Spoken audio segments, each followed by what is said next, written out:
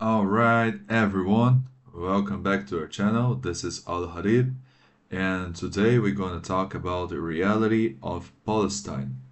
And I'm going to tell you first, this reality is totally about Palestinian map. Alright? First of all, some things must be clear. Here, probably, if I was a normal Palestinian supporter, I would probably say that Israel is an apartheid state or it's a colonial entity or something like that. But me personally, I do not agree with those terms. At the same time that I believe that Palestine has the right to exist as a sovereign state, I do the same thing. I totally believe that Israel has the right to exist. So for those who are Jews, Zionists, and Israelis, welcome as well, guys. I won't have troubles with you here. Actually, I want to talk to you. And for those who are Palestinian supporters, welcome to understand better the reality and not only some kind of speech that's totally based on hate speech. Okay? This is not the goal here. And before we start talking about the Palestinian map, we first must understand how it started. And it all started in 47. This is the partition plan of United Nations, showing in the Palestinian flag and the Israeli flag how it's supposed to be in terms of division of territory. But we all know that it wasn't like that.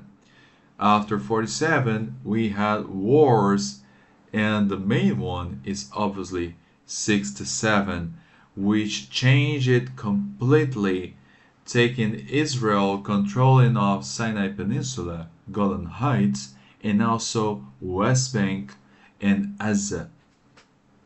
This beautiful map right after this shows us how it works. So we got here the Israel after the 6 Days War, which had controlled the Sinai Peninsula, as I told you before, Golan Heights, West Bank, and Gaza. Alright? So that was the reality right after the conflict. But is this good reality? I don't think so. And here we have why. I totally condemn this image of taking control over all the territories of its neighboring countries. I totally prefer this one here, which is actually the actual map of Israel, which shows Israel as it is, the way it is as a sovereign state, without West Bank and Gaza, which obviously are Palestinian territories. And for those who always criticize, like the Palestinians, to claim for 47, please, guys, start to understand. If you want us to understand and accept the existence of Israel, you guys must first accept the existence of the Palestinian state. And let me give you one really important information. Palestinians don't want to destroy you as you normally sell this image, this political image of people that can't be in peace, that can't live in peace. It's not like that. As you have in Israel people who think that Palestinian shouldn't exist, of course you have in Palestine people that thinks that Israel shouldn't exist. But those are not the people that gonna make the difference and gonna change everything. Alright? This is just a part of population which obviously exists. The same population that screams and sing in the streets of Israel death to Arabs, obviously we have those people in Palestine that says exactly the same thing about Israeli citizens. But those are not the ones who's gonna change the reality, okay?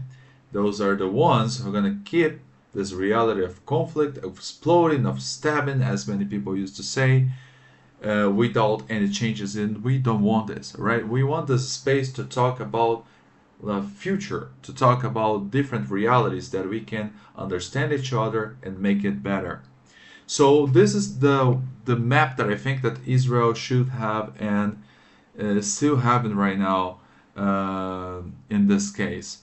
Let's see better what we got here. Those are the maps that showing the evolution of the Palestinian territories. The first one, of course, is just showing like something right after before the partition. I'm sorry, that shows like some majority Jewish population in some parts like of the territory, and then we have this three maps here showing the Palestinian territory. But look at the last one. The last one shows after the Oslo Accords. And the Oslo Accords create one thing that's really complicated, which is creating a space of Israeli government in Palestinian territory. So that is totally against what the Resolution 242 of the United Nations has said before. And this encouraged the settlements that we have nowadays. And obviously, they are a part of this conflict because it creates violence between the two people that live in there. All right? And if you ask me, what about Gaza? What about Gaza? What can we do that? All right? So first, my personal opinion is that Gaza must be free first from Hamas terrorist organization, and then just then after that can be reunited with West Bank, creating Palestine as a sovereign country, all right, ruling its own future, because this is what Palestine really needs. Some people will say that Gaza can be controlled by Egypt, can be controlled by Jordan, the Donald Trump's plan, for example, which is totally absurd. But Egyptian politicians and Jordanian politicians already have told that this is not the best solution. Palestine must walk by their own legs. Alright, Palestine must be, independent, just for Palestinians. That's why Palestine must be ruled by Palestinians, because it's a Palestinian territory, it's a Palestinian state. And that must be, in my view, the solution for Gaza and West Bank. But first, we have two big problems. The Hamas as a terrorist organization and Fatah with their cases of like scandal, like corruption. And that can't be accepted in the future that we consider Palestine as a country, because violence and corruption will lead us again to the same reality of the conflict. So, what's the best solution? What do you think about that?